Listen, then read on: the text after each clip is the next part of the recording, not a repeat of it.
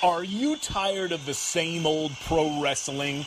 Then check out the amazing action on Powerslam.tv, the biggest indie pro wrestling channel in the world.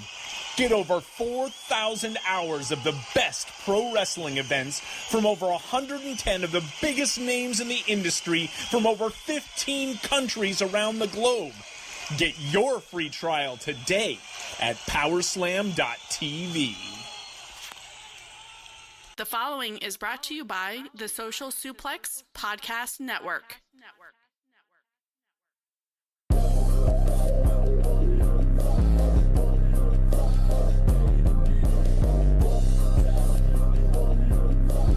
Don't you want to sound rich?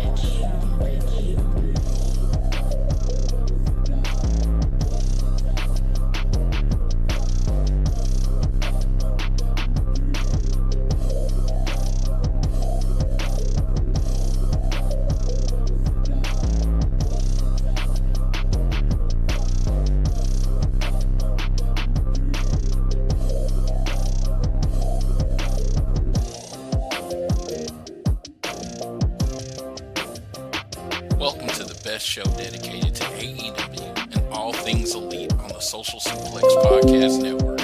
Welcome to episode 8 of All Things Elite. I'm your host, Floyd Johnson, and this week I have no co-host. The reason being, the first part of the show will just be a quick recap in the week in AEW because it was a slow news week. Then the rest will be my interview with Kenny Omega superfan Issa.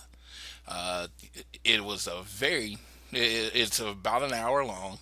I hope you listen and you'll get a chance to get to know one of the biggest Kenny Omega fans I know, if not the biggest Kenny Omega fan. You get to know about her journey, and a little bit about what she called her Kenny Omega World Tour. Her Twitter is at Isita Marie. That's ISSITAMARIE. Like I said, we talked for about an hour about everything Kenny, everything Kenny, the Golden Lovers, and just how her world tour has been, her photography, just a little bit of everything as you get to know another super fan from the Elite. First of all, we would be remiss if we didn't send a happy birthday shout out to Matt Jackson of the Young Bucks, who turned 34 on March 13th. Happy birthday, Matt. And just like to remind you that this show is brought to you by Powerslam TV.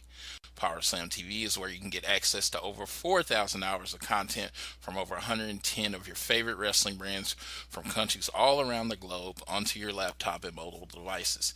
If you use the code Social Suplex, you get the first month free. Also, another reminder is on April 7th at 5 p.m. Eastern Time with Social Suplex. We'll be hosting the first ever Suplex Mania event.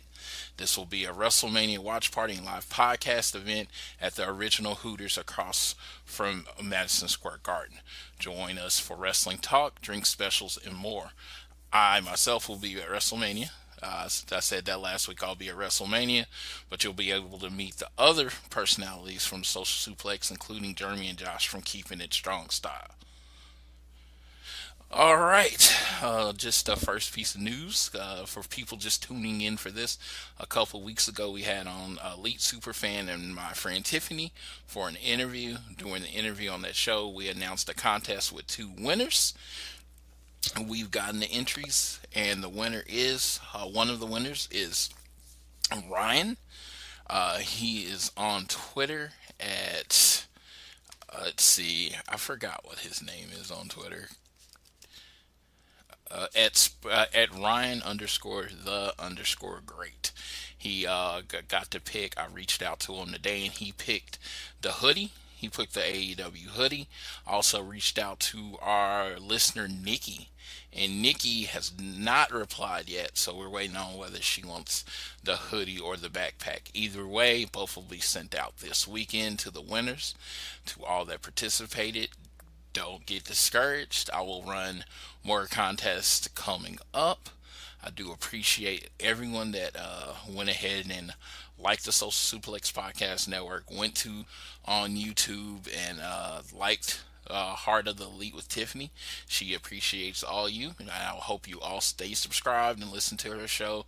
And make sure you tune into our show every Saturday and all of the other shows on the Social Suplex Podcast Network. It's yeah, I really like my love for wrestling has been elevated ever since I joined the Social Suplex. So I definitely appreciate them for having me on and letting me talk about the Elite every week and letting me do this weird idea of not trying to interview wrestlers, but actually interviewing fans. I've stated it before, and I can't state it more. That the whole reason I believe that the Elite are having success, they are extremely talented, they are extremely hardworking, and hard work does pay off. But the thing about it is their interactions, which has led to their very, very passionate fan base. I think their fan base will fill up any stadium in any state, buy all the tickets, and because of their passion, they'll be in Las Vegas, they'll be in Jacksonville, wherever they go. You're gonna get a few thousand of the same people because they will follow the Elite anywhere. So you will hear a little bit about that from Issa and that kind of passion that I'm talking about. So like I said, thanks Jeremy for taking a chance. And like I said, this is different. Interviewing fans is different. I mean, they're not wrestlers, and so I'm glad y'all hanging with me. But you take a moment like today, you learn a lot about Issa, and you learn a lot about what she does and what wrestling has done for her. And I hope to interview more fans. I hope to get more people on the show as we get closer to Double or Nothing. So if you are interested in being on the show, I'm not saying it's going to guarantee going to happen. I might use you as a co-host. I might actually interview you. Just go ahead and hit up my page at AT Elite Pod at AT Elite Pod on Twitter. You just hit me up, send me a message if you're interested. If you're not, that's fine. Just keep listening. I think you can learn a lot from listening to everybody on the show. So again, thanks for putting up with me. So just real quick, like I said, we're just going to do a couple recaps, talk about a little news, and then we're going to get straight to the interview. Don't want to hold you here for 6 hours. On this week's BTE episode review, it was called The Lapidated Toothless Gremlin. So first we get Matt, and he's still yelling out Michael Nakazawa, and you see him doing a whole bunch of different things, including getting his hair braid at Michael Nakazawa. And then you get the cutest thing, you get a baby saying Michael Nakazawa. Kenny gives him a call, sells him on Michael Nakazawa. He just basically talks like he talking about Ibushi, but no, not him, Nakazawa. And he tells him he's bilingual, he'll work backstage, he can work, and Matt pretends to be okay with it. Then Matt and Nick talk about getting to spend time at home and how their dad built them a ring as a child. So you at the wrestling ring, and they said you're going to get some exclusive behind the scene video of that. So that sets up that part of the show. You then get Sammy Guevara backstage at a show, and he's being nice to everyone. You get cameo from Barrett Brown. Sammy talks to everyone, and they all they're nice to him. And he's like, "Man, I saw your match, but I didn't see your match." It turns out those two were in the same match, and they say, and as he walks away, everybody says, "I hate that guy." So that's something. Sammy G's nice, but everyone still hates him. Then we get to Kaz he's talking to a kangaroo, telling him about the time he got a case of the Snickers. He was interrupted again as he gets called over, and they are doing the worst town gimmick. And apparently Paul Hogan is one of the only good things about Australia, and all the animals are nicer in Southern California. We get video clips of the Bucks. Then we get video clips of the Bucks in their backstage wrestling, backyard wrestling. We see some reverse 630s, some cutters and stunners out of different positions. Some of the spots that you see today that are considered innovative, you are seeing the Bucks doing in their backyard. So it's like I saw 630, I saw the 054, the reverse that move, the reverse 450 splash. It's kind of crazy. So it was kind of cool that you saw where a little bit where the Young Bucks came from. Then we go to my favorite segment from this week. Cody leaves the room, but we never actually see Cody. We see MJF and Brandy sitting at a table, and MJF says he waits till Cody's gone, and he says the thing about a gold digger is I thought they were at least supposed to be attractive. Uh, uh, Man, Brandy destroys him, calls him ugly, calls him an NWO Flip Gordon. They go back and forth. He calls her a slut, and they go back and forth, and they both agree that one of them is going to have to die, and the other one is going to slit the smile on their face as they slit their throat. I just thought this was excellent. You could sign me up for Brandy and Flip Gordon interactions. I mean, seriously. I mean, just them interacting. After this, a lot of people will want a Flip Gordon versus Cody match. I want a excuse me, not Flip Gordon. Not a lot of them want an MJF versus Cody match. I want an MJF versus Brandy match. I think that would be just so awesome. MJF getting put in his place by Brandy. I think that's what I'm rooting for. But I'm pretty sure we're going to get MJF and Cody at some point. But I at least wanted to start with MJF and Brandy. I just think that would be kick ass.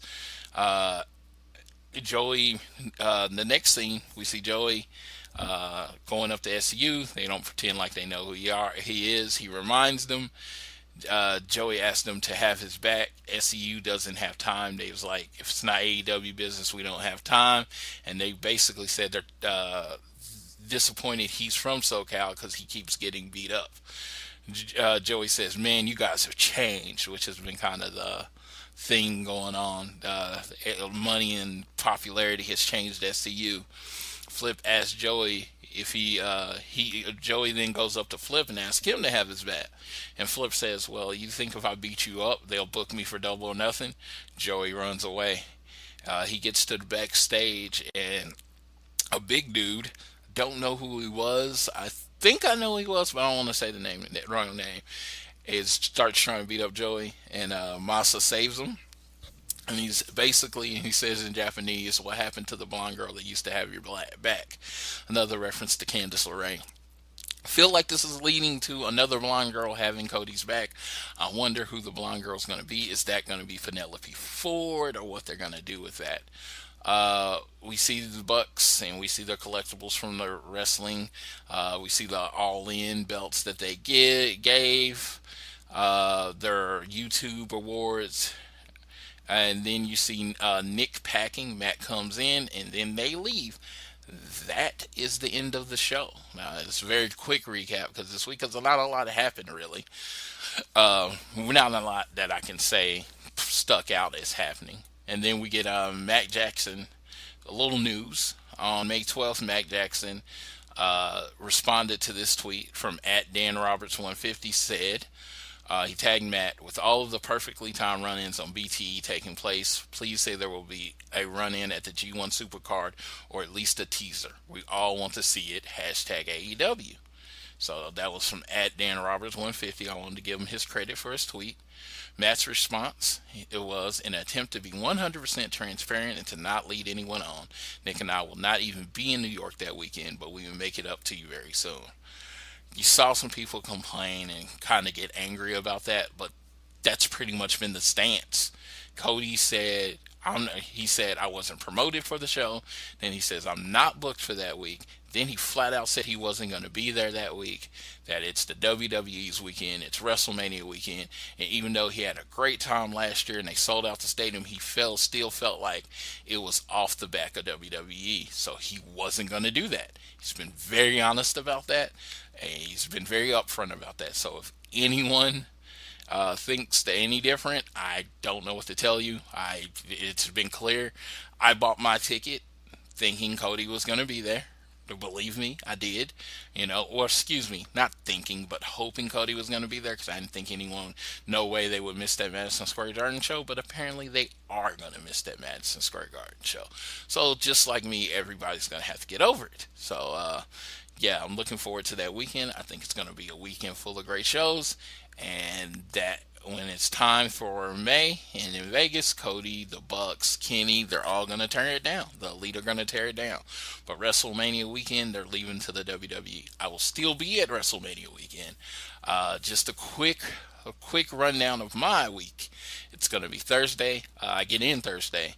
So I'm pretty much going to go straight to the WrestleCon hotel, check in for with my 2-day pass. And then I'm gonna go to WrestleCon Super Show. I'm gonna go to WrestleCon Super Show. Hopefully, I get to meet Liger there.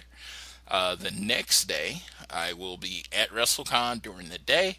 Then I will go to NXT if I can't get a ticket to meet Ronda Rousey, because I kind of want to meet Ronda Rousey, but I don't want to pay like $600 to meet Ronda Rousey. But I still will go to NXT right after that. Saturday, all WrestleCon, and then G1 Super Show. That's what I'll be doing. Will probably during that day, just depending on what's going on. I'll kind of play it by ear. But WrestleCon and the G1 Supercard of Honor is all I'm looking forward to. Sunday, I have access on my screen, but I might do the Bullet Club block party, and then I'll hit up WrestleMania. And then on Monday, they have a Monday Access, so I'm going to go meet Alexa Bliss, go to Access, and then go to Raw. And Tuesday, I am on the way home. So, if anyone wants to be at any of those shows, I will be the guy, the 6-foot black guy, rocking with a clear WWE bag, because you can't take in backpacks for most WWE stuff. But if you're at WrestleCon, I will have an Elite backpack. So don't come up, say hi. I will be glad to. And if you're at anything where you see the Social Suplex, I will be meeting up with them and trying to hang out with them too. Last week, I saw on Twitter, Brandy met with and signed a new women's talent. We kind of thought it was going to be announced this week on Road to Double or Nothing, but it's going to be announced next week. Now, on to the last thing was just the Road to Double or Nothing episode 7. Cody and MJF work out in the ring and see if Cody's knee is okay. Then we get a big Britt Baker package talking about going to dental school and being a pro wrestler at the same time. She's the only woman that was booked for All In that'll be a Double or Nothing. So I suggest, I want to do a good job of explaining it, but I suggest that you go watch the Road to Double or Nothing. They're very short, episode 7. I think it gives you a lot of background on Britt, and I think she's going to be one of the faces of the women's division. I don't think like I'm coming up with some type of revelation, but she will definitely be one of the faces of the women's division. So this package lets you know a little bit more about her. Then we get to Downstate working on Britt Baker's music. To me, it sounds pretty good. It's not really my type of music, but Rick really loves it. Says they dug into her head. You had a lady singing, and she was pretty good. She was amazing to me, but I don't have like a trained ear or anything. Cody tells Brandy, unfortunately, he's not ring ready when they go to the next screen. Brandy shows Cody the new Pharaoh plush, and we get Pro Wrestling Tees telling us about it. Then we get Jericho, who leaves Cody a nasty voicemail, reminds him that he's not his boss, and Cody owes everything to Jericho, including feeding his family and his dog. And Cody and Kenny Omega will thank him after Double or Nothing. I thought this was incendiary, and of course we're going to get a Cody and Chris Jericho match. I'm hoping if they do that's in Chicago. Of all things, but I think that's going to be an amazing match. You just heard us talking about it for this part of the show. We Elite, really do want to get and these. I am very excited. Like I said, the interview is an hour, so I really want to. Like Kenny Omega super fan. That's the best way I can hold you up here. describe it. I just because want you to get to honestly, know her. level I of think what she devotion does to is Mr. very, Omega, I don't think very there is positive, an English word very for it. entertaining. You get to So, know there is a person behind the person. This is Issa. Going She to is all of on these Twitter events, and it was a very Marie. pleasant conversation. I think I've met my match in people who can talk, and when I I really started love this that. process, Like you'll hear, I didn't ask a lot of questions. I kind of just let her go. She did her thing, I and know she and did I've it well. heard of. Just a reminder before we go, Cody Pro with Wrestling Tiffany, Tees is running a and merch you are madness the sale Kenny. from You are the 12 p.m. representation of on Kenny. Friday the 15th to It 12 wasn't p.m. even close. on No other name Monday the came 18th. to my head. Go like, to if I can get her, Social Suplex I'm done. Pro Wrestling Tees store and buy She some is merch. You get the Kenny 15% to off. Tiffany's Cody. Well, So the how are next you thing doing you'll today? hear is me talking to I'm doing Miss well. How about Issa. you? I am Again, great. she's on Twitter I am at great. Asita I'm Marie. very excited. Been At looking Asita forward to Marie. this all. Go ahead and Like, give her a since you follow. agreed to it, And I hope because you enjoy this interview. it's like one of Thanks. those things that I think people should know about because you know the wrestlers are the stars. Don't get me wrong. That's what we go to see in the wrestlers. But like I said, when it comes to the elite, more than any other group as wrestling that I've seen, the fans have made them so successful. I mean, me included in that, I am very much a fan. The devotion of the fans, were willing to travel anywhere to go, and nobody really articulates, encompasses that more than you. Yeah, one of the things that I've always, when people, think about me, they normally identify me with either being Kenny's biggest fan or Kenny's number one fan. And I've always said, I am a fan. I don't consider myself to be his biggest fan or his number one fan because he's got so many people that he's touched and he has established relationships with because of his wrestling or what he's been able to do for them, that we are all just his biggest fans, his number one fans. So it's not just me. I've thankfully had the ability and the privilege to set up on this journey to be able to see him, not only him, because even though it is the Kenny Omega World Tour and it was inspired by him and it started with wanting to be able to see Kenny pretty much everywhere that I could, understanding my job, I ended up seeing Matt and Nick and Cody and Brandy and Adam and Marty and meeting so many fantastic people and, meeting additional talent, additional wrestlers, that it just turned into this whole just loving wrestling and getting to know them for who they are, not only as talent, but also as people, as you talk to them a little bit every chance and opportunity you get to meet them. So it has been a tremendous experience, and it is something so that I actually did for me. It wasn't me trying to do anything for anybody or garner any popularity or anything. It was, I have gotten to this point in my life where I was not living for me. I was living for the job. All I did was work. Unfortunately, as it happens, sometimes you have toxic work relationships, and I wasn't shy from it. So I was dealing with a very, very toxic location where I was and a boss that I had. So I needed to find something else to do. I was trying to figure out what I was going to do with the rest of my life. Was I going to continue to wear the uniform? Was I going to continue to pursue the civilian career, or just say, you know what, screw it, start from scratch? So the one thing that caught my attention back in 2016 was actually Cody leaving WWE. When he did that, I looked at myself and I said, this is a man who knows, who's only known that, just like I've only known to work for the Department of Defense. Would I be as successful? Would I be able to do the things that I've been able to do if I were to leave? So that was the first time that in my head I was like, could I really do this? And then I put it on the back burner and didn't really think about it again. But it wasn't until Kenny had his speech after he won the G1 special that they did in the U.S. for the U.S. title that it resonated with me so much that I said, you know what? I need to do something with my life, and I need to start making changes because I can't continue to live for the things that are not making me happy, for the things that I think I need to do, because it is all I know.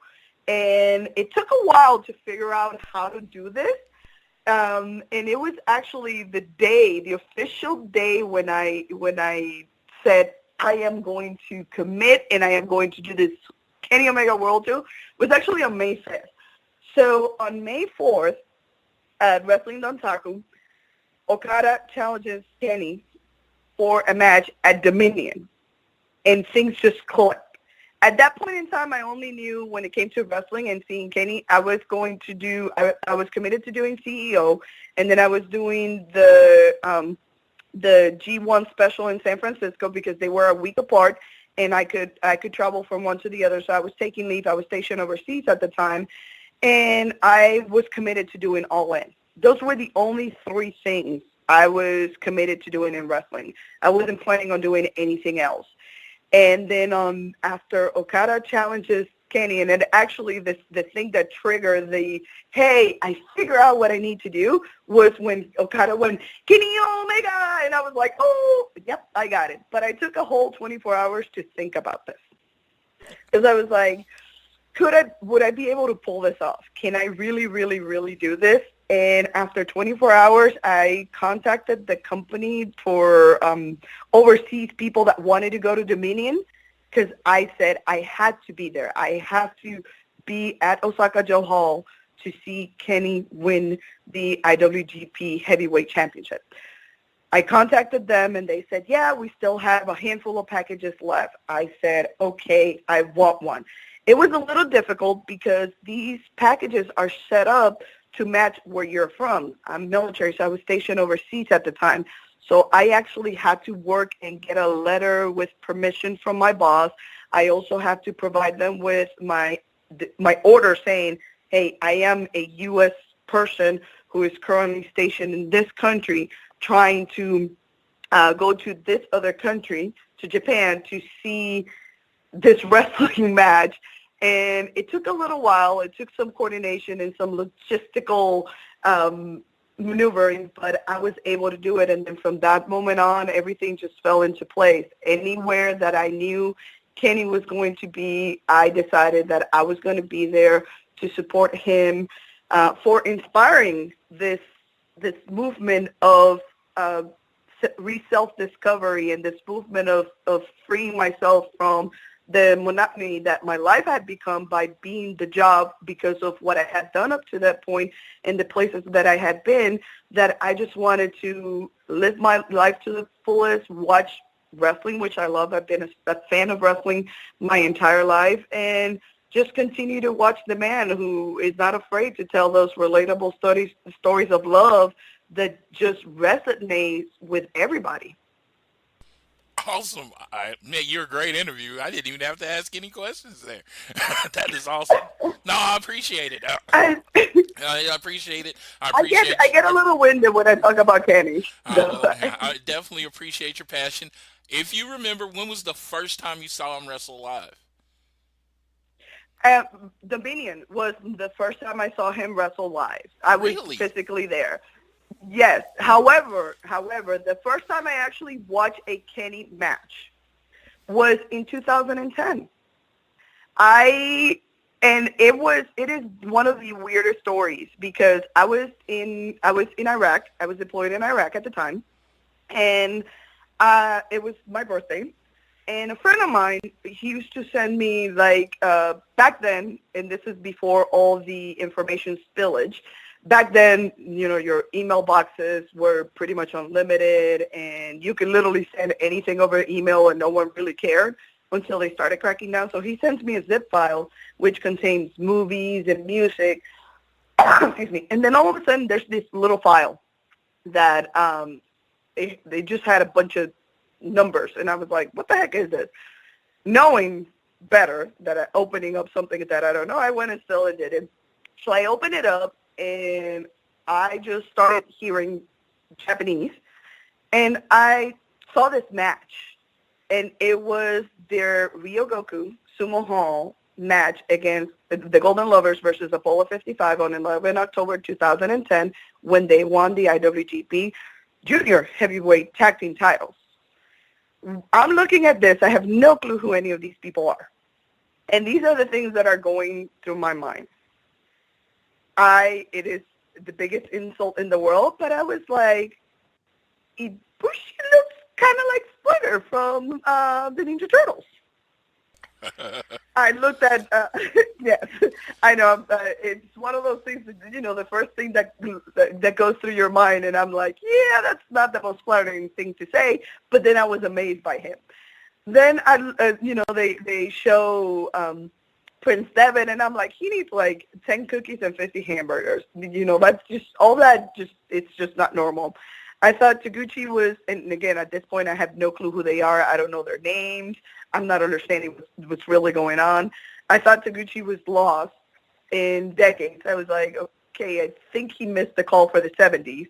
And then I just saw this gorgeous, out-of-place, blonde-haired man in there, and I was like, what is this? What the heck is going on? Again, the match hasn't started, so I'm just trying to figure out what I'm looking at. I'm a huge pro wrestling fan. I actually grew up watching AAA, Dominicana de Espectáculos, which is the federation in the Dominican Republic.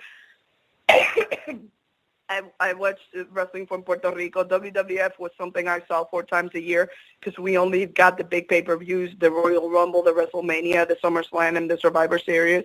I didn't really watch much wrestling from the U.S., because it wasn't available to me, but my uncle had a cable, and I used to watch All Japan too. So I was familiar with Japanese pro wrestling, but I'm seeing 2 people in this match that are not Japanese. So I was, a little confused at the time, and then I saw that match and fell completely in love with everything that happened in there. And I told my friend, I was like, dude, you've got to find me whatever it is that you can on this man. Back then, it was a lot harder than it is today. There were no real streaming services. Even though YouTube was around, it took forever to get something, or you only got some snapshots and highlights. So with a lot of time and effort throughout the years, I was just kept learning about him, but I've never had the opportunity to see him live because I spent from about 2005 to 2017 just in and out of the Middle East. So I didn't have an opportunity to do much traveling. Anything that I watched and saw was out of Florida. So if it happened in Florida and I just happened to be there because that was one of the locations I was stationed at, but always remote, I would go to the show. So I just mostly saw WWE live, but nothing else live. Everything else was whatever I could get my hands on until the streaming services got really good. For a period of time, I was able to go see a lot of Impact because they used to record in Orlando. So I used to go to the Impact tapings. You could see me if you go back to Genesis 2013. I'm in the crowd, and you can see me wearing a Harker 5150. Because I was a huge Bully Ray fan at the time. But if it was outside of Florida, I was not able to do it until I decided that I was going to go ahead and travel and do this. So Dominion 6.9, Osaka Joe Hall, when Kenny won the IWGP heavyweight title, is my first time seeing him wrestle live. It's also the first time I saw the Young Bucks wrestle live. Well, my first match I ever saw Kenny was someone sent me the G1 finals when he won the G1 and he did all the former leaders of the Bullet Club's moves. That's when that was my first, Kenny Omega, and I was like, oh, this might be the best wrestler ever, that kind of thing. It was like immediately when you saw him, you see something different. It's like you've seen wrestling, and then you see how Kenny Omega wrestles, and it's like, this is different. This is, I wouldn't say better, but it's like one of those things. It's like a lot of wrestling, we've been watching wrestling a long time. You kind of get the sequence of how moves will go. Like chin lock, they're going to sit in there for 10 minutes, especially old school wrestling. Kenny Omega is one of those people you can't take your eyes off the match because you really don't know what's happening next. He's going to He And, puts together sequences you don't see. oh, yeah. And one of the things I truly enjoy about him, that he is also a former collegiate wrestler. So I see a lot of moves, when he changes his level, when he does the duck unders, whenever he takes, a single leg or a double leg. So there's a lot of that just resonates with me because I wrestle in high school and college. So every time I see a wrestler that does that and falls back to their, their collegiate, whether it's folk style, freak style, or Greco-Roman background, all of a sudden I'm like, yes, this is the greatest thing in the world. But yeah, he has a way to captivate you, not only because of how great, magnificent he is in the ring, but also he gives it all. I found myself now just watching a lot of his DDT stuff more, just because we're on this break where he's currently not actively wrestling at the moment. And I go back and just look at things that I looked at years ago with DDT, and I'm I'm rebuilding my DDT DVD collection, and you can see every single facial expression, the agony. He has a way of telling a story that he doesn't have to say much in the match because his body, his expressions pretty much tell you everything that's going on. And that's one of the things that really, really, really attracted me to him as a performer, because I also grew up watching telenovelas. Those are the Spanish soap operas. So I have a flair for the dramatic as it is. So if you give me somebody that can give you a performance, not only has the ability to do moves that I resonate with because, hey, I used to do them when I wrestle my matches, but also who's so athletic, but at the same time can tell you a story in that ring without having to say much, just by, like I said, his facial expression, the grunts, the screams, the agony that you see in his face. It's the total package. I've actually told him this in person. I tell him that he is my real life telenovela. It's funny that you mentioned that because I've mentioned on the show I have 8 sisters, so I grew up watching soap operas, and I say that about wrestling, that I watch it a little differently than everyone else. I'm like, the athletic performance is great, but I need some drama, I need some story with it, and I definitely see what you're talking about with Kenny Omega and how he does tell a story without saying much, which is awesome, for him. And I just, it was just funny because you were talking, and it was just like I saw how I try to explain how I watch wrestling and how much how I love wrestling with people. So that was really cool. It was really cool to have someone that actually gets that. So how many stops have there been so far on the world tour? Okay, so the first part of the world tour, which was the original set of schedule, there were the total of 14 stops. But some of those stops were multi-days. Like when I went to the G1 finals at Budokan, that was another place I had to be. Thanks to a friend I made while I was, when I visited Japan for Dominion, Aaron and his wife, Leanne, who took pity on this, on this foreign person walking around, completely lost, not knowing where she needed to go. And I finally recognized Aaron's backpack, and I said, okay, he could be, or he was military, or he is military, so I'm going to approach these people to see if they can help me out some, because they actually look like they know what they're doing. So I was like, hi! And they looked at me and helped me out and have turned into tremendous friends. So thanks to Aaron primarily for assisting me in getting a lot of the tickets in the front end. I was at Budokan, so I saw all 3 days. I actually ended up hospitalized the day Ibushi and Kenny wrestled. So I woke up feeling horribly sick. And I thought that I was dying. I even called my sister, I called my sister, and I was like, hey, so if your appendix bursts, how long do you have to live? And she's like, what? I'm like, I'm in Japan. Kenny and Ibushi are wrestling tonight at the B-Block finals. I can't miss it. I'm afraid that if I go to the hospital or get checked out, I am going to end up, being admitted and not released before the match. So I'm just going to wait it out all the way till the end. So I waited it out. Thankfully, I was in row 13, but my row didn't have anybody behind it because we were right by where the audio setup was. So I got to stand up the entire time. So I watched day 2 of Budokan standing up because I was feeling so bad and I couldn't sit down still. I was sweating. I was just feeling horrible. But I was like, I am not going to miss this. I am not going to miss this. I've always said that the best match I've seen, not live or anything, but the best match I've seen completely and from start to finish because of the story it told, because of the athleticism, for everything that went on, is their 2012 Budokan match.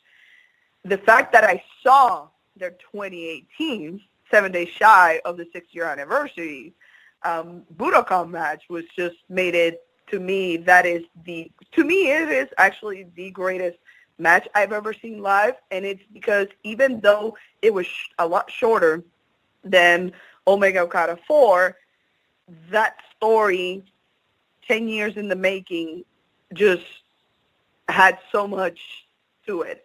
I've also told Kenny this. I'm like, I've been emotionally compromised since, getting to know you guys, meeting you. So that's how I feel. I can't even imagine how you feel, since you're the person who has put your personal life out there to, like I said, tell these relatable stories and tell your story of love and friendship and partnership with Ibushi. Okay. The match in Dominion, your first live match, Omega and Okada. Yeah. Did you go in? Did you have a feeling it was going to be his night? Did you? Yes. That's why I needed to be there. The moment Okada challenged Kenny, that's why the tour even came about. The moment Okada challenged Kenny, I said, "This is it. This is it. This is when it's going to happen, and I have to be there." I was sitting 9th row on the corner where Ibushi was seconding Kenny from. Man, so in that match, of course, Kenny comes in the best shape ever. I didn't think he could get in better shape, but comes in completely ripped up. The match it's built, pretty much almost like his final shot or whatever. Okada's like, I have to beat you because they drew hour in 6 minutes, 8 minutes. What was it? I know it's a very long time. It was a total of 64 minutes. It was almost 65 minutes. It was 64 minutes, the match. So it was an hour and 4 minutes, almost an hour and 5. And, it was a match that from the very beginning, especially after Okada took that first fall so quick into it, that it was just, you get that fluttering. And it was really hard for me to sit there because in Japan, it is very, very, the culture for wrestling, it is very, very different.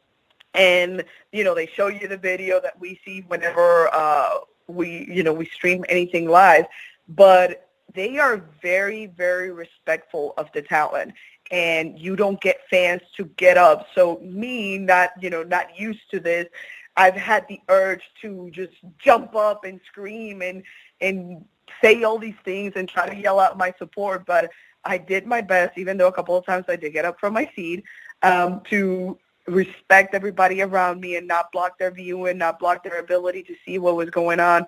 So it was an experience. It was a total experience, just from beginning to end. Kenny in the best shape of his life. Kenny with Ibushi by his side instead of Matt and Nick, which at this point they had second him, they have cornered him in every match, with the exception of when he won the G1 because they were not there. But just the whole thing, even just seeing it from where I was sitting, thinking that after he loses that first fall, I'm like, it's really hard to win back-to-back falls. But if somebody can do it, Kenny can. Man, yeah, that final V trigger he did. Oh my God! I mean, this is how important that match was. I had my friend Ryan. He was over here at whatever time it started Central Time. I think it was like 1:30, 2:30, and because that was my birthday's on the 10th of June, so we were over here, and I was like, this is what I want to do, and we watched that match, one of the best matches I've ever seen in my life. But it was just like every move, especially in that last stretch, we were physically reacting to, like jumping up, like, because we wanted Kenny to win, but I was like, I mean, the match was so good, I kind of wouldn't have been mad if Omega won. It was just, I mean, Okada won. It was just such a good experience. So I'm glad. That is awesome that you were there for it. That is just awesome that you were there. Now I wanted to ask, did you have to get your appendix out? No, I did not. Thankfully, I did not. That would have been a better follow-up question, but I just thought about it. I was like, I didn't ask about her appendix. No, unfortunately, the time that I spent in Europe, I was in buildings because I was not living the life in Europe. I was on a remote tour out there, and the building where I lived had black mold. So I was, unbeknownst to me, I had been getting sick, and no one could understand why, and it was shut down as like, oh, well, you're from Florida, and you spend all this time in the Middle East, you're just used to hot temperatures, you're not used to this cold and the constant change. And I'm like, it has to be something else, and it has to be something else. So it turned out that it was a kidney infection that I had. And I didn't even know, because I felt fine the day I flew in. I felt fine the second day I was there. I felt fine the third day, which was the first day of Budokan. And it was the morning of their match where I woke up sick. So I spent the night in the hospital. I finally got released. Again, Aaron and Leanne were actually even volunteered to say to me, to look after me if I needed it. And they even volunteered to either come and get me and take me to the closest military hospital, or for me to stay with them. And I'm forever be grateful and thankful for meeting them. But thankfully, it wasn't necessary. I was released the next day. I was not 100%, but I was there for the finals because I needed to see Ibushi win it, and that's not the way New Japan was going with it. Little heartbroken after that, but hey, this year's G1 is another story. Yeah, definitely heartbroken. Oh my God! I knew Ibushi was winning that match. Like, I knew Ibushi was winning that match. For the Ibushi and Kenny's match, I had a feeling that even though, I have all the love in the world for Kenny, as well as I do with everybody else, I knew that their story wouldn't be the same if Kenny would have gone over on that match.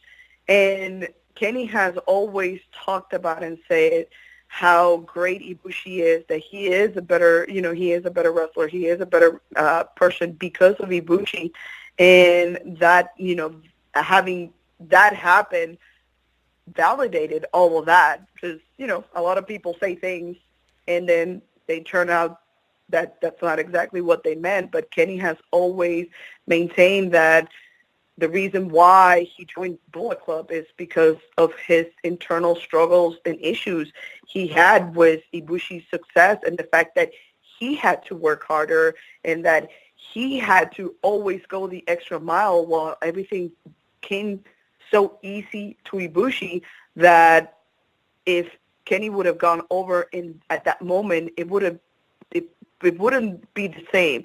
And one of the things I said, I know a lot of people hate the match that they had at King of Pro Wrestling, the triple threat with Cody in it, but I look at it from this perspective. It took two men to beat Ibushi.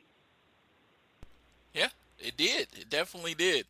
Ibushi is one of those people. Ibushi, I had the actual kind of the same type of reaction when I first saw him. Because the first time I saw him, because I mean, seriously, I watch mostly American wrestling. It's just there's a lot to watch. Well, the first time I saw him was at the Cruiserweight Classic.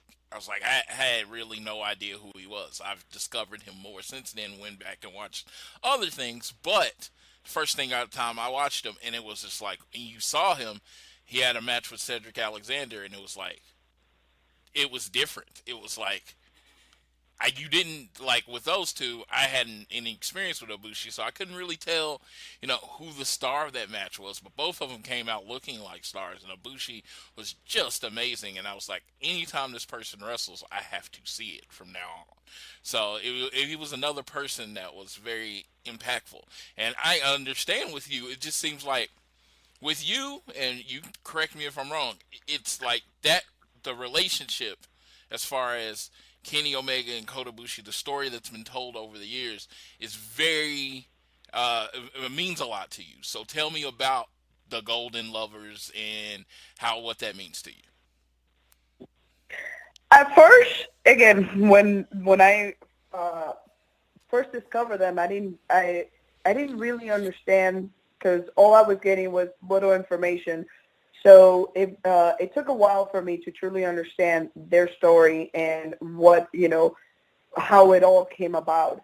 But once I came to know what is that they mean to each other, and I'm telling you, if you go back and look at their matches in DDT, the things that they do today, like when, Kenny runs to make sure that Ibushi is okay after whatever move, after whatever happens to him, those are the things that were happening back at DDT. But again, I was not really understanding it back in 2010, 2011, 2012.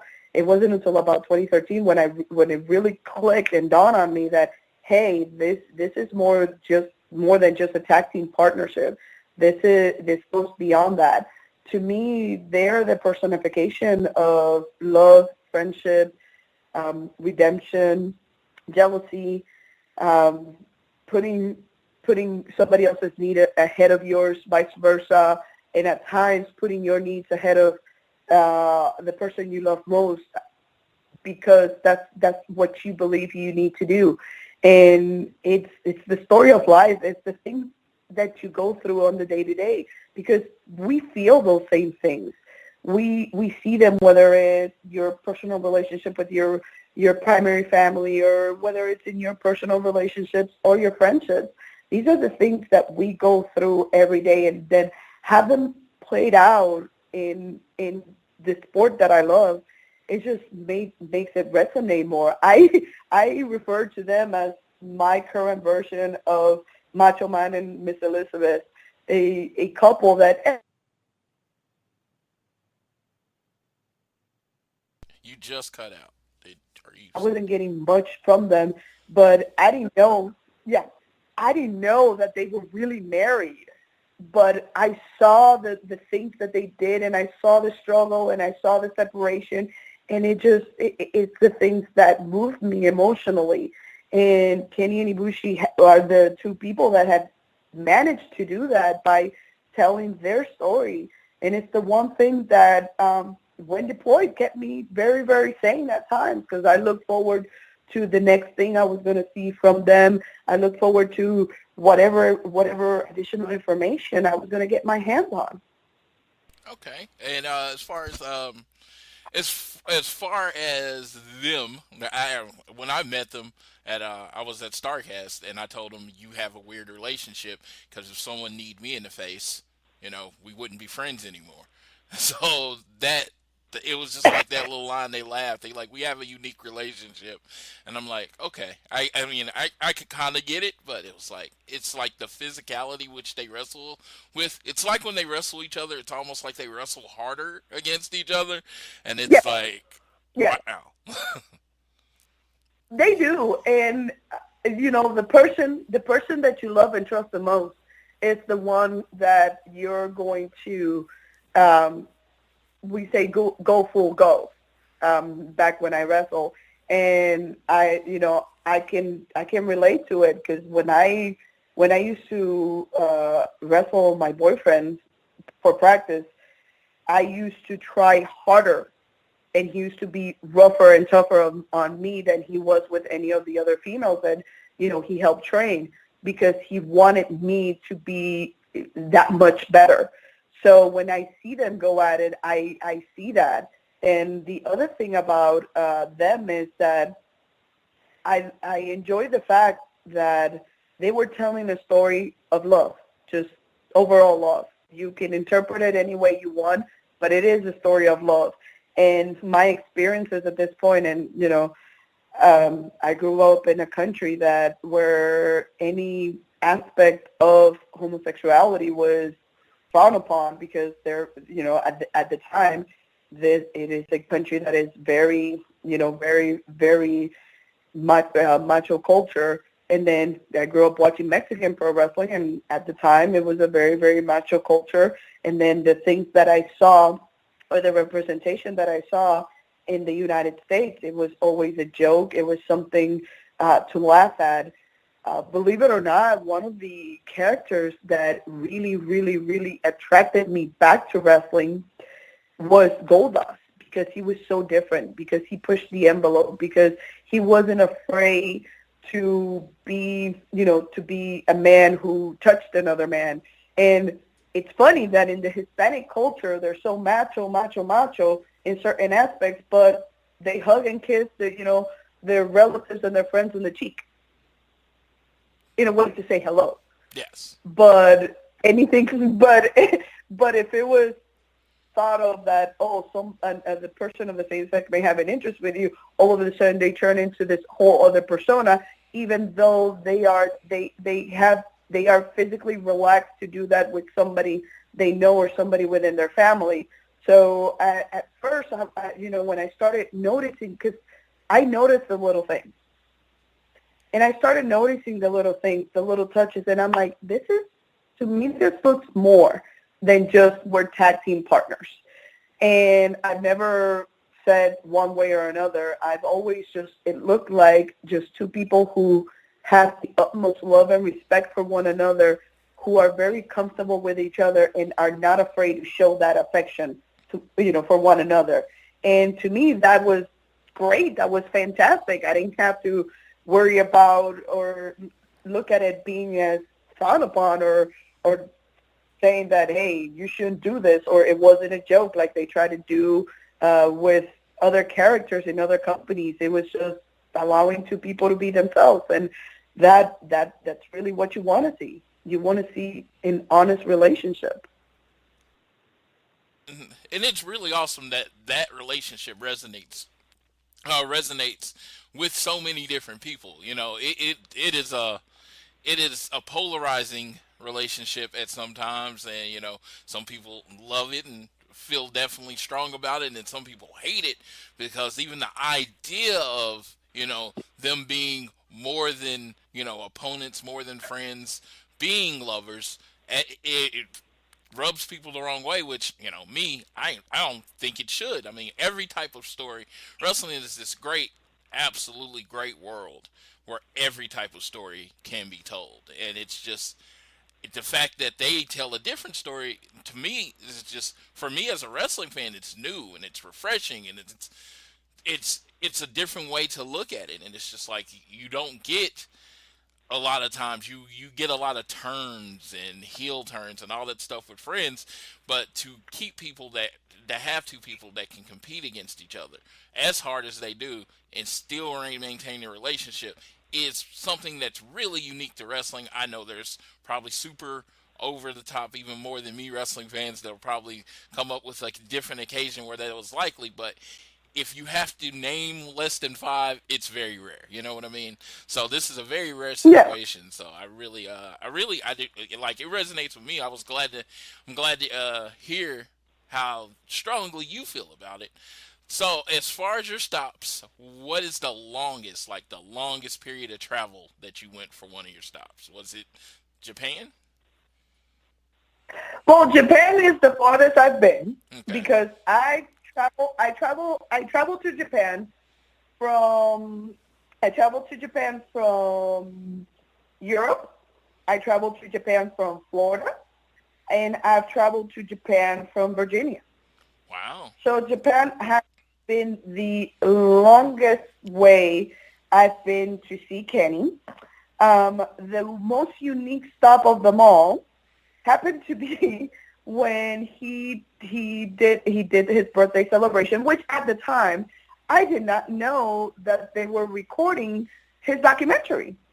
I just happened to stumble upon it. When he did his PCW, Premier Championship Wrestling, he did his celebrated his birthday there, and I guess the Twitter notification was released on a Monday. And mind you, I just came back from Japan from watching King of Pro Wrestling.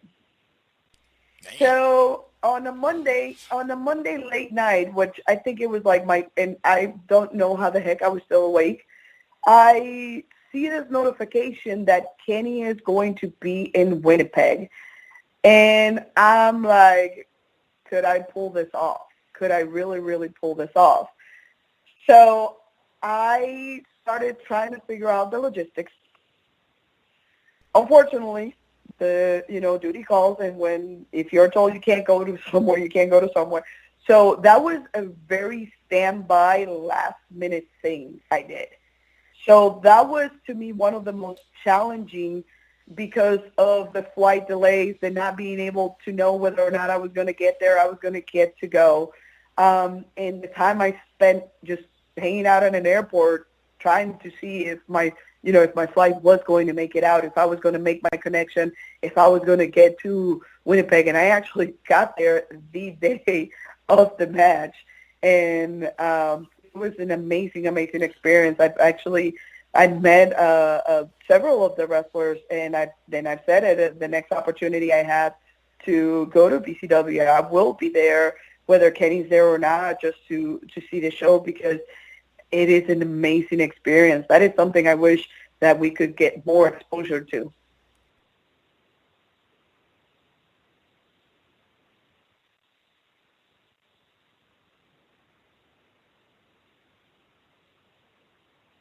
Okay, so Premier Championship Wrestling, it's in Winnipeg, correct? Is that where it's? Yes, that is his home federation promotion. Well, everyone look them up. Go support them if you can. I've never been to Canada. I've always wanted to go, of course, because like a lot of my favorite wrestlers growing up are from Canada. So it was like I always wanted to see. I was like, the dungeon. I've always thought that they could do, if they had a tour of something like that, that would be so great. It would be a tour no one wanted to see, apparently, because the wrestlers say it was like horrible, but I would always want to see it because I'm a big old wrestling nerd. But so you've Canada, Japan, America, anywhere else on the tour? Well, the cruise, international waters, with the Jericho cruise. Yeah, so far those have been, it's been 2 continents plus international waters, 3 different countries, and of course international waters. So yeah, I'd actually typed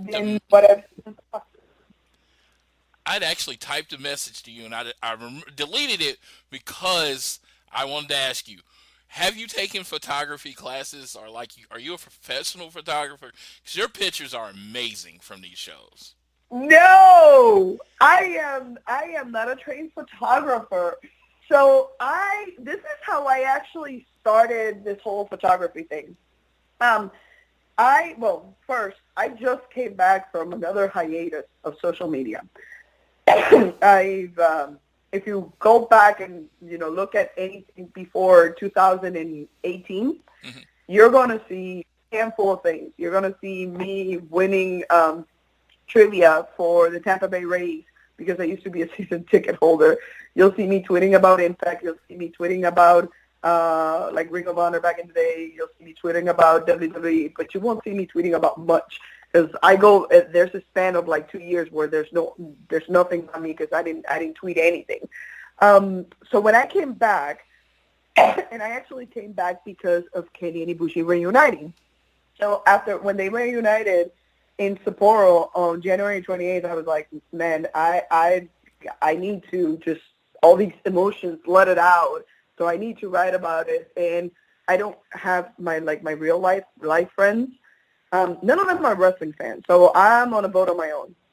So Twitter was the outlet where I could not only reach out to people that are fans of professional wrestling, but it was the one place where at the time no one was following me, no one knew who the heck I was, so I could literally post anything on my timeline and no one cared.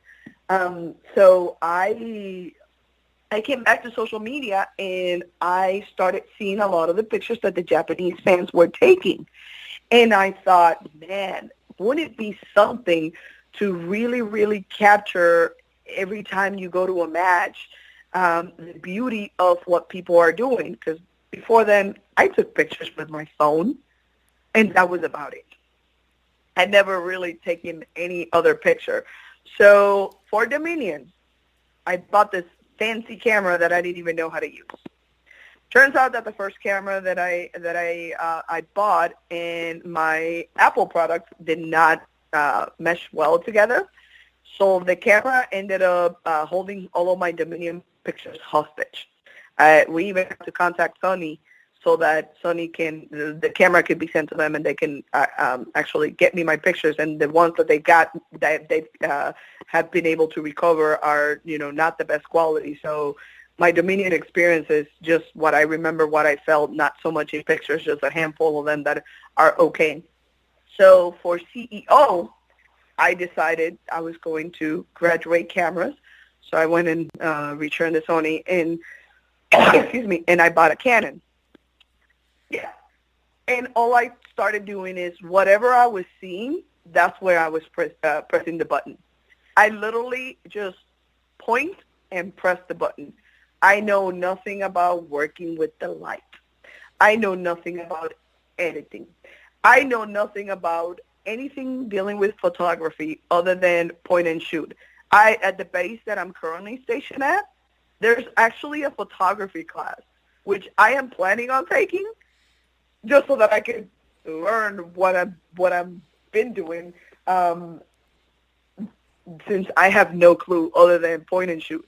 And that is the reality. Well, you are a natural, and I will tell anyone here, if you go to her Twitter and you scroll through and see some of the pictures, they are definitely professional quality. I was like, I bought a Canon too to take pictures of mine. None of my pictures turned out that good. So so I can tell you do have a natural talent for it.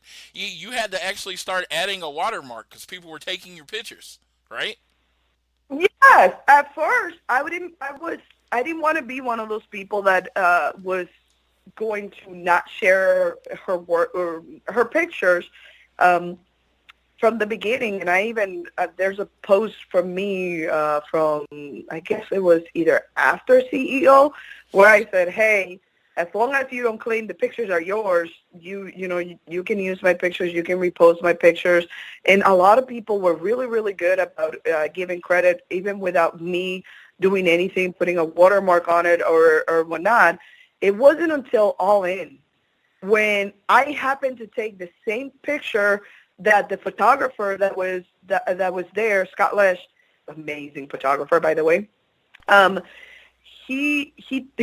and I took the same picture. I was sitting on the 7th row by the entrance, and he was actually the photographer for All In, or one of the photographers for All In, and he took the same picture I took, and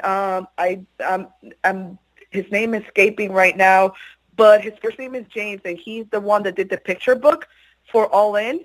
He also took the same picture I took, so the three of us have the exact same picture of Kenny when he is flexing at the entrance ramp. And that picture became the most stolen, sought-out picture until Wrestle Kingdom. And I noticed that somebody reposted that picture, and he identified himself as a photographer and tagged Kenny about, how amazing he looked in his beautiful work, pretty much alluding to that he was the photographer who took the picture. And that bothered me. Because, again, use the picture. Don't try to claim that it is yours. So at that moment, I literally went and deleted every single picture I had posted up to that point because I was so angry. And I don't get angry normally. I've been through some experiences because of where I've been that with time I've learned that there's no point of getting angry about things. There's more to life than just holding a grudge or maintaining hatred or ill feelings towards anybody because, again, tomorrow is never guaranteed. And when you wake up almost every day to, incoming, you get to prioritize and value things a lot different and look at life very, very differently. So that was the first time I was really, really, really angry that somebody would steal. My biggest thing, I've always said that if you are a person without integrity, without credibility, just don't bother talking to me because that's not who I am. I'm literally what you see is what you get. So I want the same for me with the people that I interact. I hope that I am getting to meet the person that you are, not your representative or somebody that you're trying to present to me so that I like you or whatnot. I want to see the real you. So when that was done, I became very upset, and then I slowly started putting them back on, and then I started putting my Twitter handle on them. So things got a little bit better, and it wasn't that bad. And then I took those entrance pictures of Kenny, and not so much when he was at the entrance ramp. It's when he is walking through the light, and he stops and turns around to look at the audience at the Tokyo Dome, and I capture. It's pretty much a profile of him. So that became the next most stolen picture to the point that I found it in Pinterest where they had covered my Twitter handle and they had put a different background to it and then they had put their own watermark to it. That's annoying. I'm annoyed for you. I mean, that's. It is. So I went back and I did the same thing. I took every single picture I had posted up. I took it down again, and then I began reposting them, and then I just put my whole thing, across the picture. I'd be like, okay, you want to steal the work, but you're going to have to deal with the fact that, some form of my watermark is part of the picture. And I am thankful to a couple of the photographers that reached out to me when this happened, who told me, not to let it get me down, not to discourage me from doing what I was doing, because I seriously thought about never sharing, going to shows, taking pictures, but never sharing them again because people were not respectful to not necessarily my work because I don't consider it work, but me sharing my experience, what I'm doing, the love that I'm capturing through the lens, and they're taking it and claiming it to be theirs. It's not right. Yeah, it's definitely not right. Like I said, when I see your pictures, they are great pictures, and you should get all the credit that you deserve for taking them. I mean, it's the going to the events, it's everything that goes into it. Now, I definitely have a question about that. It's like in Japan, I've noticed, I look in the crowd, and they don't have any kind of camera restrictions, do they? No, they do not. As long as your camera is not blocking somebody's view, as long as you are not trying to capture an image and you block somebody's view by doing so, as long as you are not recording video, you pretty much can take any camera that you want. Yeah, it is crazy because that's so different from America. Yeah, but see, this is the one thing I never understood about the picture and video policy. So here in the United States, they tell you, well, your camera cannot be, fancy-looking professional, but you can bring your cell phone, which record videos, which you can take an instant picture, which gives you the ability to immediately post. While my camera, I have to wait until I am home or at the hotel with Wi-Fi, so I can put in the disc into my computer so that then I can transfer my pictures from my computer to my phone, because I have no clue how to manage anything outside of how I know how to use my phone. So I can't even post to Twitter from my laptop. I have to do everything through my phone. So I transfer the pictures through my phone. I crop out all the stuff that I don't want to see. And like if there's a shadow, maybe, I've learned how to do that, how to remove like the shadow in the background.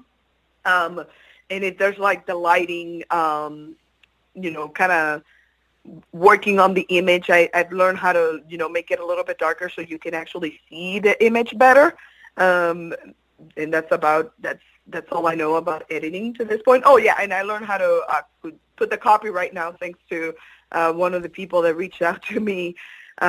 So that it takes a lot longer. Sometimes it takes a day or two for us who use a non-phone camera to take pictures, and yet they're here in the States, they're like, oh no, you can't use any of those. And I'm like, but you're okay with people with a phone recording and posting videos, which is exactly what you say you're not supposed to do.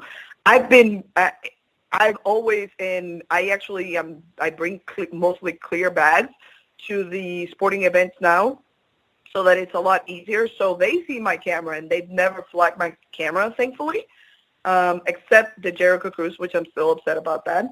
My camera was the one that was targeted. They said that my camera looked bad for when they were recording the matches, and I'm like, I wasn't even on the side of the hard cam that you guys were using, so my camera wasn't as disruptive as they try to make it be. And that sour a little bit my experience. But outside of the Jericho Cruise, I've never had a problem. I've never had an issue with bringing my camera and taking pictures. Yeah, with mine, because I have a Canon also, I have to, like when I go to WWE events, they're not allowed. I just basically go until I find a guy that doesn't know what he's doing, and then I get in. I've been told, oh, you got to take that camera, so I just go to another entrance, and then I'll get a person that doesn't know what they're doing. Because I don't get to do the extension, I just have, the basic lens on there, which is, honestly, I think shorter, is like right at 6 inches. So it shouldn't, based on their rules, it shouldn't flag, but they flagged me quite a bit. So, but yeah, I do like the other shows where they don't bother you as much. So no, because you're not doing anything. You're not taking away from their content at all. On the contrary, when people post these pictures, what it does is attract more people to the product. What you're doing is showcasing, what you experience, so that it may entice other people to say, hey, you know what? I may want to go look at this. But instead, they target the cameras, but they don't target the cell phones, which allowed for live streaming. Yeah. And, I mean, you see it during the show. You're on Twitter, you're on Facebook, people are posting live videos of entrances and stuff like that. And it's just like, I don't like it. It is weird because, and I know what it is. It's like you can get someone to part with their camera, but you can't get someone to part with their cell phone. A lot less people would come into a show if they couldn't bring their cell phone. So I don't know. It's just very weird. But yeah, like I said, the whole point of this was just to tell you I really enjoy your pictures. When I go to your page and you post new stuff and I look at it, and it's like you're there. It's like we're there with you when you're looking at your pictures. So keep posting.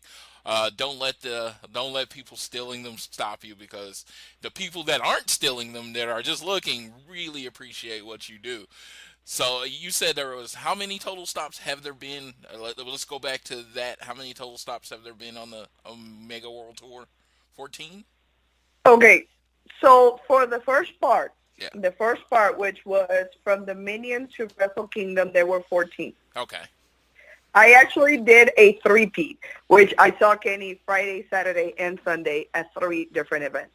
It was from Florida to New York, and New York to California, California back to Florida. Wow.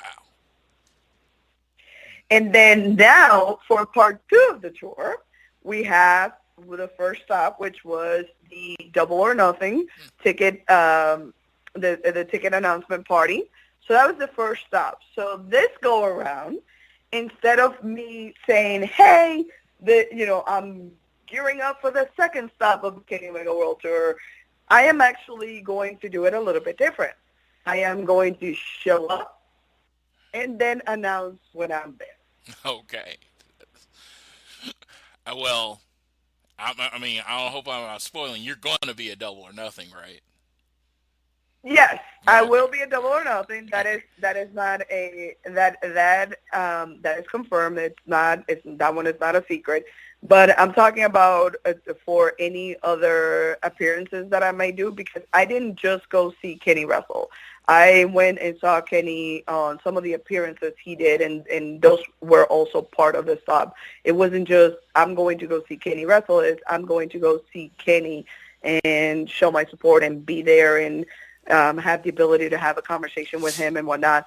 So that's how this go around is going to be, because there was a lot of expectation of where I was going to be. So this go around is going to be the element of surprise. So if I show up and him and the guys are not expecting it, all of a sudden it's like, hey, I'm here, which was one of the most interesting things, because I saw Kenny before, the night before he was introduced as not only the fourth executive vice president of AEW, but also as a signed talent. I actually had seen him the night before, and the look on his face when he realized that I was sitting there having dinner with Tiffany, and we're sitting next to Matt and Dana, who were having dinner next to us, it was just priceless. Like, the reaction when he saw me in Canada was amazing, but the reaction when he saw me in Vegas was even better.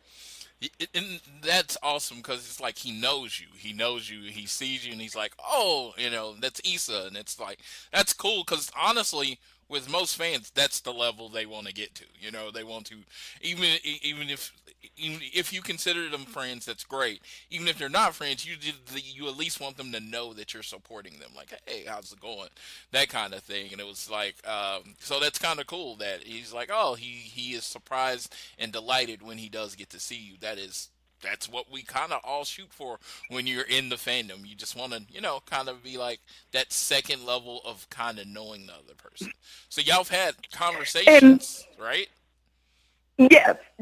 I've had the opportunity to talk to him more than just your typical meet and greet, because I have seen him in places where it's not at an event. I've ran into him in somewhat public places, and again, I've taken the opportunity to see him. And one of the very first times that happened, it was actually right after I saw him at CEO, and he immediately recognized me.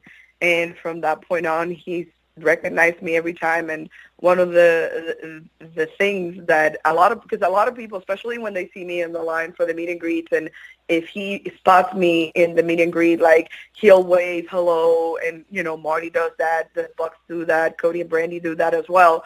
And I always get asked this question: so do they know you, right? You're like their friend, right? And I've always given them the same answer, which is, they know who I am. He knows who I am, and I won't go beyond that. And I get asked also a lot, hey, what the things you talk to him when you're talking to him, and that's something I'm not, I'm never disclosed, because it is my conversation with him. It is the conversation that, again, it wasn't part of a paid meet and greet or anything like that. And the one thing I always say is, every time I have an opportunity to let him and let all of them know how much I support and appreciate what they do, and how great they are with their fans, and the fact that their way of being is one of the things that just keeps the fans coming back, because those experiences are like, you are seriously talking to friends. It's the most natural conversations of all. I've even posted pictures of myself in some of them where I'm very, very animated, because I speak with my body. I don't just speak with my mouth. I speak with my body. I move around a lot. I make tons of faces when I'm trying to get a point across, and they see that. And just looking at them, look at me, and people taking pictures of those instances just show you how relaxed they are when they're meeting their fans and how happy they are to meet their fans. Well, that is awesome that you have those experiences with him. It's like I said, a lot of people don't get those chances, but you're there, you see it, and that's great. It's good that he knows you. So it feels like we've covered everything, honestly. You told me you could talk. You told me you could talk about Kenny forever, and I made sure that I like separated a lot of time for you to talk about him. But you say like this is kind of the second part of your tour. You're going to be doing. You're going to be doing stop pins and pop pins. No one's going to know where you're coming, so that's kind of that is awesome. Are you going to be in? I know this is not Elite related, but are you going to be in New York for WrestleMania weekend? Yes, I am. I will be. I've actually have a very full schedule all day Thursday. I am going to be there to support a ton of wrestling, to include DDT, which, by the way, I saw when I was in Japan. I'm a DDT fan. I found out about DDT through finding out about Kenny and Ibushi. And I, again, as a person who grew up with telenovelas, which, by the way, they're not like the soap operas in the United States, that go on and on and on and on and on for like 50 years and whatnot. So telenovelas either have 6 months, or you have 6 months if you do really, really well. If you are that popular, they may pick you up for, another season. But if you suck, they'll take you out in 2 weeks.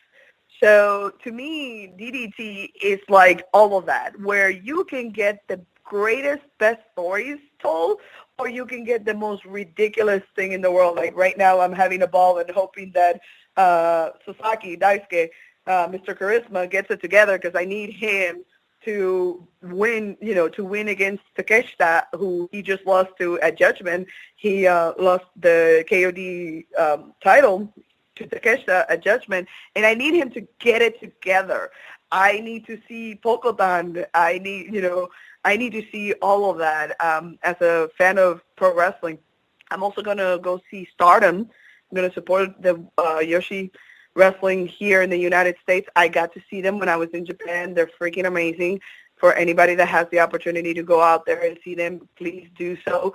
I've made a ton of, I've established a ton of online friendships with people, that are not only just fans of Kenny. They're fans of other promotions, and not necessarily even fans of Kenny at all. That they know who he is, or they like him well enough, but it's not like me, where I even set up a tour after the man. But we've bonded over our love and appreciation for other wrestling, to include Japanese pro wrestling, so DDT. Hopefully one day we'll get Noah somewhere here in the United States, or them giving us the capability of a really reliable streaming service, so we can see more of them, so we can support them in Stardom. I just love it. Yeah, and so you're going to those shows. Any other shows you're going to hit up? I'm going to be at G1 Supercard. Okay. I will be there. And I will be at Joey Ryan's penis party. Okay. So I'm doing that one too. Well, I will be at G1 also, so I'll get to meet you. Oh, yes, definitely. Just make sure. I cut off my hair. I used to tell people it's easy. Yes. Unfortunately, I tried again to let it grow out one more time, and after 15 months, I gave up. Yes, I am not a quitter, except when it comes to hair, just because I don't want to deal with it. But before, I used to tell people I will be the person walking around with the Mickey Mouse backpack and the two little buns. So now I'm the person that's wearing anything Hao Ming with the short hair. Yeah, okay. Okay, so I definitely look forward to meeting you. It's like I said, Tiffany talks about you very glowingly. She, I was like, when I was talking about it, she's like, you got to get Issa, and I was like, that was my plan. So it was like, she's Yeah. y'all are really good friends. I can tell because she is all about. She definitely speaks highly of you, the Kenny to her Cody, and that is awesome. Yes. Yeah, we started that because of, the ongoing thing I have, which keep your friends close but your Cody closer. So I changed that to say keep your friends close but your Tiffany closer, in a very affectionate way. We didn't actually we really we met at All In, and we bonded while at All In. We had been, we were mutuals. We spoke to one another, but it wasn't until All In when we finally got to know each other better that we realized that man, we both feel the same level of passion for one particular person. We love, we have tons of love for everybody else, but there's this unique way of looking at somebody else. Hers happened to be Cody, me happened to be Kenny. And then during the cruise, that's when it just all came together for us. And then we realized that, I'm the Kenny to her Cody, and she's the Cody to my Kenny. And that's awesome when you can find friends inside of wrestling. I've made a lot of friends of people I would not have known other than with wrestling, just seeing them at constant events. So it's kind of cool that you found someone to connect with, that you can go to shows with. That's awesome. Like I say this all the time. It's like I honestly feel like I could go to a show and I would just find someone there, even if I don't go with anybody, because that's just how wrestling is. We're a bunch of weirdos. Oh yeah. And Tiffany was with me when this happened. We were on our way to the hotel, and an Uber driver asked us, hey, what's the thing about pro wrestling that you guys, why are you such big fans? And I was like, we look at it like some people look at their favorite sports teams or their favorite shows. Everybody gets, has an emotional attachment or develops an emotional relationship with that show that they're watching. So we do the same thing for pro wrestling. It's no different whatsoever. Some of us maintain that suspension of disbelief, just like, we know that in the Fast and the Furious movies, Doms cannot jump from one car to another in the middle, of the air 50 feet and make it. But because the movie shows us that it happened, all of a sudden we believe that it happened. It's the same thing with wrestling. And when the Uber driver heard it, he was like, oh, wow, that is a different way of looking at it. And I'm like, it's not a different way of looking at it. It's just realizing that just as people develop an interest for whether it's Game of Thrones, La Reina del Sur, whatever it is that you're watching on TV, we do the same thing for wrestling. And pro wrestling has led me to meet, like I said, some of the greatest people. We've already talked about Tiffany. We talked about Aaron and Leanne. I've had the pleasure of meeting, some of Kenny's awesome Japanese fans, with meeting Corito and meeting Umi, who is an amazing person. I've also met other fans. Actually, one of Hangman Page's biggest fan, Bob Roba. She's the one that does the little caricatures. Oh, she's an amazing person. Got to meet her. Then I have Karen at Karen Nerds Out. She is somebody that we didn't even realize we were both in Florida. And she invited me over one day so that we could watch, and it was Destruction, and it was when Kenny wrestled Ishii. So September 15th, I was at her house, and we just connected very recently before that, and we went and we watched it together, and then just caught up and watched a ton of wrestling. And, Taryn, Whitney, and Kat, and there's, I can go down the list, Mary Kay, Jules, Alex, of course, and Sydney, and like I said, I can go on and on and on and on and on with the amazing people that I met thanks to pro wrestling. And if I try to name them all, we would be here for another 6 hours. And I know that the people that would listen to this would be like, okay, she needs to just call it quits. But yeah, some of the most amazing people in the world, especially our favorite social media guy, Dave. Oh yeah, this is a social media guy. I see his posts quite a bit.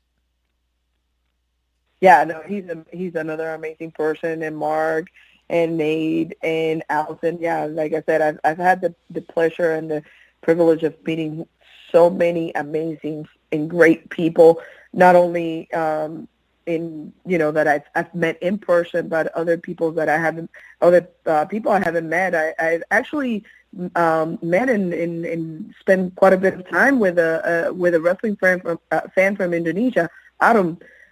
She goes by Aromi in Twitter, and she is just not only so knowledgeable when it comes to Japanese pro wrestling, but she just has such a different way of looking at things and so full of energy and so full of passion with everything that has to do with wrestling.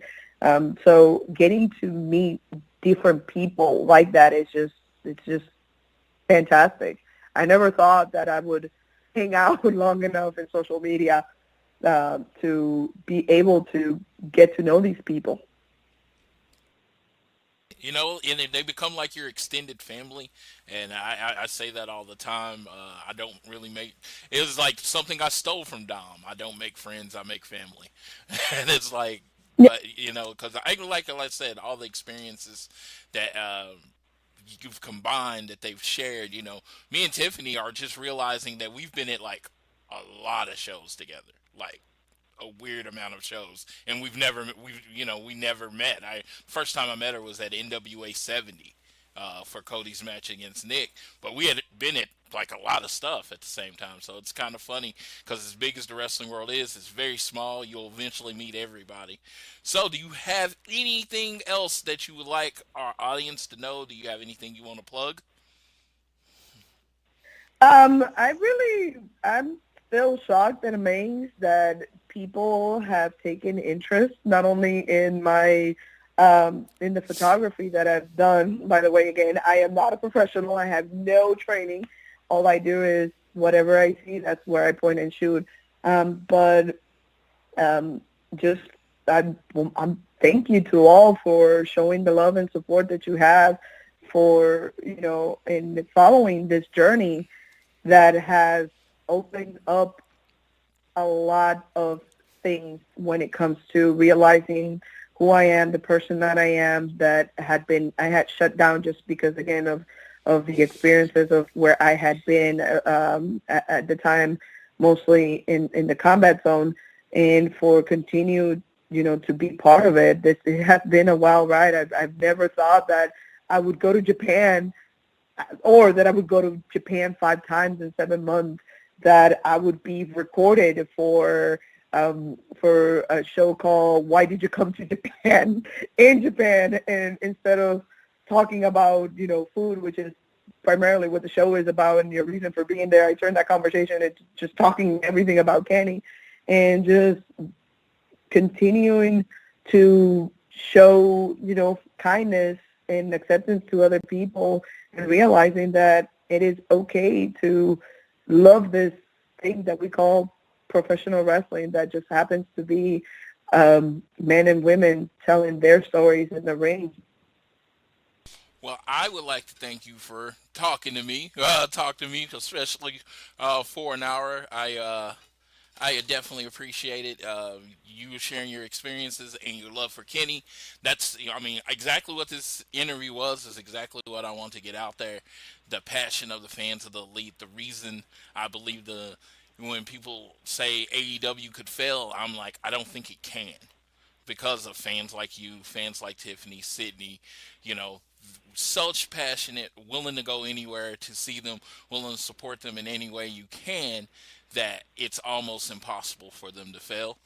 And so, if you want to follow, if you weren't familiar with Issa before this, follow at Isita Marie on Twitter. She puts up a lot of pictures. That's ISSITAMARIE on Twitter. And I will your link to your Twitter will be in the show notes. And again, I'd like to thank you. I can't wait to meet you. Well, it seems like we're going to be at a few of the same things this year, so that's going to be awesome. And thank you for being on the show. Oh, and thank you for giving me the opportunity and the forum to talk about Kenny for an hour and a half. You know what? You probably could go on a lot longer because Kenny's awesome. And that's yes, I can. I feel the same way with Cody. It was like feel the same way about Cody. But, I'm a big Cody fan, so I definitely give you a platform to explain your love for Kenny is awesome. And so everyone. Oh yeah, but before we go. Yeah. Before we go, you got to put it on a record. I'm sure you saw the G1 special in San Francisco, right? I did. Uh-huh. And you saw where that chair that Cody had pointed at Kenny was going had it not been for Haku, right? Yes. Okay. I just want to put it out there because a lot of people, I'm like, that's why I keep saying you keep your friends close, but you keep your Cody closer. And you know what? That is what I love about Cody is his complicated nature, as in he no one is all the way good or bad, and that is Cody. Yeah. Oh yeah, and to me, the best promo I have heard in my lifetime, actually, that I was able to comprehend what was being said was when right before that match, when I believe it was published like June 29th or something along those lines. The week before when Cody did, the State of the Bullet Club and literally told Kenny to not take a deep breath because he would reach down his body and take it from him and that he was going to live his dreams and nightmare at the exact same time. By the way, I have the promo memorized.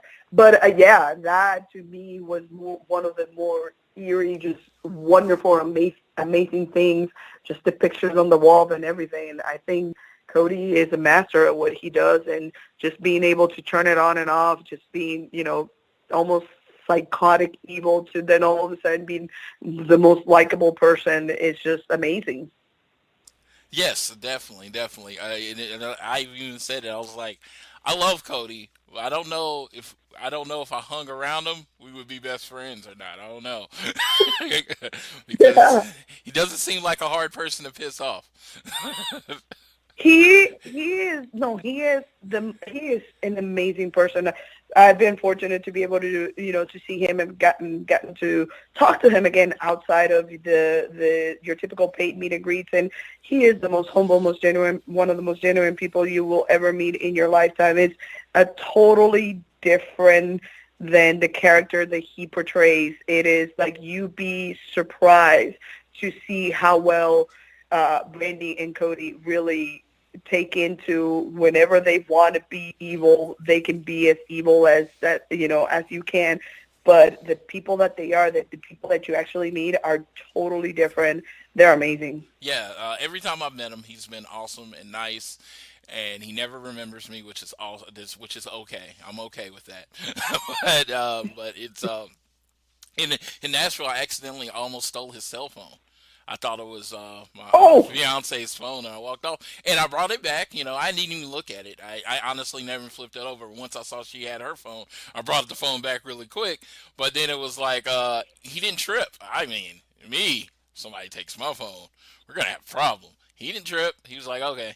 He realized it was an accident. And so that was a little bit of that right there. It's like, because his phone was like right there where I thought she had set her phone to take the picture, so it was just a very weird moment. But yeah, it's a story. Yes, it's a story to tell. Yeah, as I'll say, that is my only Cody story. So that is awesome. But yeah, but that's all. That's it. I hate the cold ending here, but I will end it the way I want to thank you, everyone, for listening, for sticking with us. I'm glad y'all got to know Issa